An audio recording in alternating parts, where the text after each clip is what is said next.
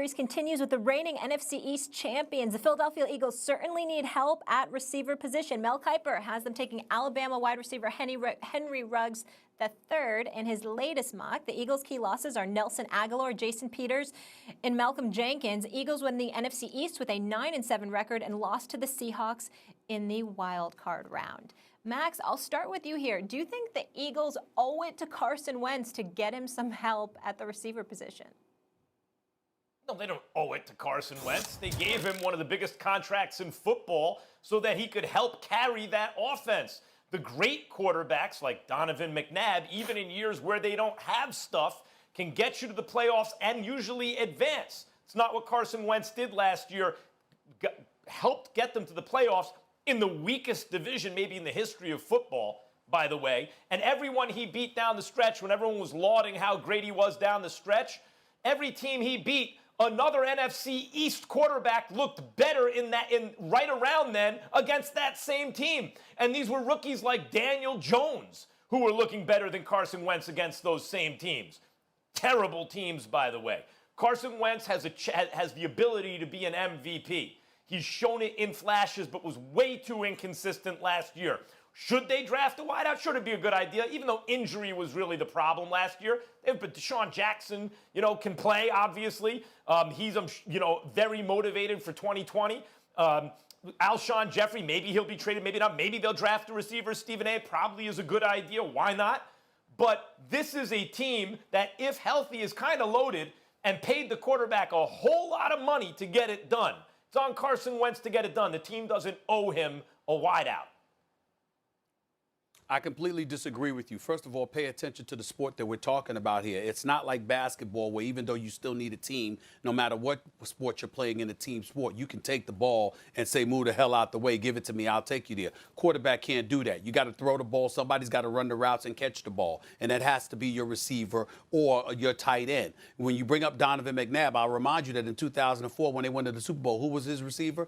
That would happen to be Terrell Owens. Now, he wasn't available for the playoffs because he got injured near the end of the regular season, but he was playing lights out during that regular season. Well, what ultimately propelled them to the Super Bowl? They had guys that were relative no-names like the Todd Pinkstons of the world, Freddie Mitchells, the L.J. Smiths of the world, Chad Lewises of the world. I get all of that.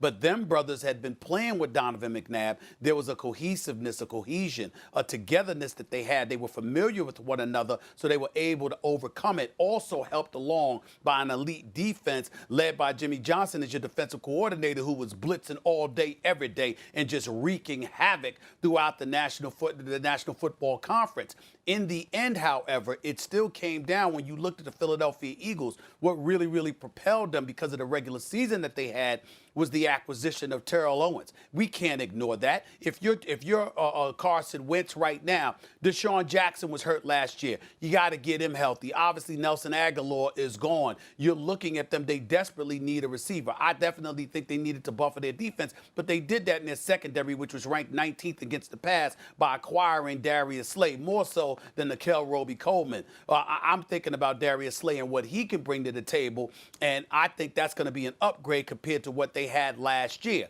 But ultimately now it's about Carson Wentz having receivers. They dropped passes. Dan Orlovsky was on the show with us, Max, last season, and he highlighted at least 3 to 4 games that the Eagles lost because of dropped passes at key pivotal moments. We can't ignore that. We got to pay attention to that. Carson Wentz can do a lot of things, like a lot of NFL quarterbacks can do. What you cannot do is throw the football to yourself and catch your own passes. Somebody's got to do that for you, and the Eagles got to help them out in that regard.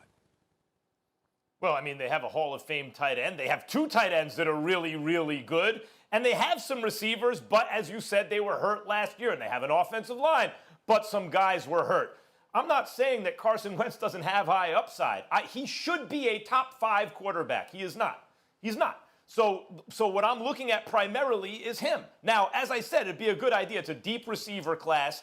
Why not get a young guy who you don't really have to pay yet, who can go out and make plays for you? Sure, but they do not owe that to him.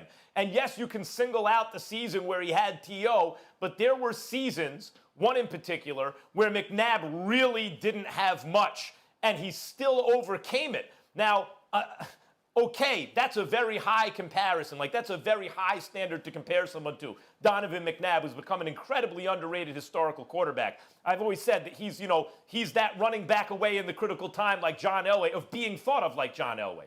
Had he been on a little better team and won 2 Super Bowls, he's John Elway all of a sudden. So I understand it's a high standard, but Carson Wentz has that kind of talent. And even though he made some spectacular plays, he made a lot of bad plays too. Couldn't hold on to the ball through interceptions, took bad sacks late in games, and then managed to overcome it, sometimes because he got a little lucky.